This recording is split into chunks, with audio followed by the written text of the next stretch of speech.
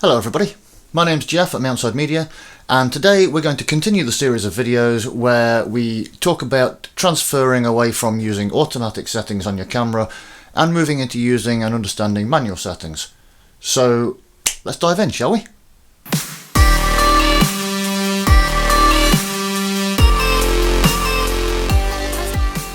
The exposure triangle is a term that we use to describe the three fundamental aspects of exposure within the camera. They are ISO, shutter speed and aperture. These three aspects affect how the camera perceives light. But any single one of them can affect the brightness or darkness of an image. That said, all three of them work in very different ways. The ISO can be thought of as the sensitivity of the sensor or the camera. But it's not really. We'll go into that in a different video. But ISO is controlled within the camera body. The shutter speed is the actual amount of time that the shutter is open and allowing light to travel through to the sensor. This is also controlled within the body of the camera.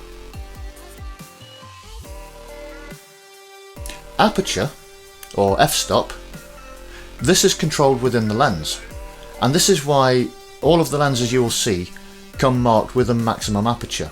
You will see it on the lens, it will say f2.8 or f3.5 to f4.5. Now, although the actual control of this is dictated from the camera body, what actually occurs mechanically happens within the lens, and aperture is controlled within the lens.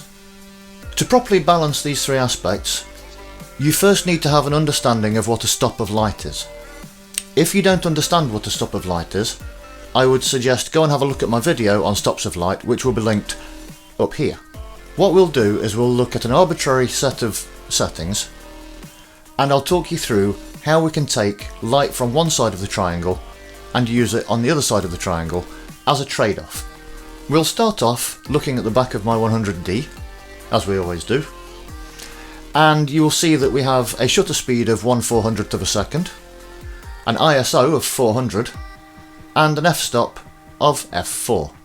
Now, if I were to change the shutter speed and take it to 1/200th of a second, because we've opened the shutter for twice as long, we've doubled the amount of light getting in, we have gained one stop of light. If I were to then bring my ISO down to 200, we would lose a stop of light because we have halved the ISO, halved the sensitivity. So the net gain would be the same exposure. We've gained a stop of light and we've lost a stop of light, effectively ending up back where we started.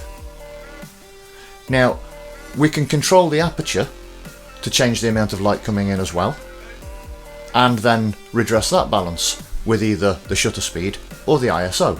But each time, when we move light from one side, we must move it in the other. Otherwise, our exposure will either brighten or darken on the image, depending on whether we're losing or gaining light. You might be wondering at this point why we have three different sets of settings that just brighten and darken our images. Surely one would do. But each one of those settings operates in a different way and does different things, and there are reasons why we may want to use certain settings in a certain circumstance. So we'll go into that in more detail in my next videos, and what we'll do is we will break down one by one what the aperture, the ISO and the shutter speed are responsible for and how they can affect the outcome of your photos. I hope this video has been helpful to you, and I hope it's brought you a little bit more understanding. If it has, like and subscribe down below, and come and join me for more videos showing you how to go from auto through to manual. Thanks for watching, take care, goodbye.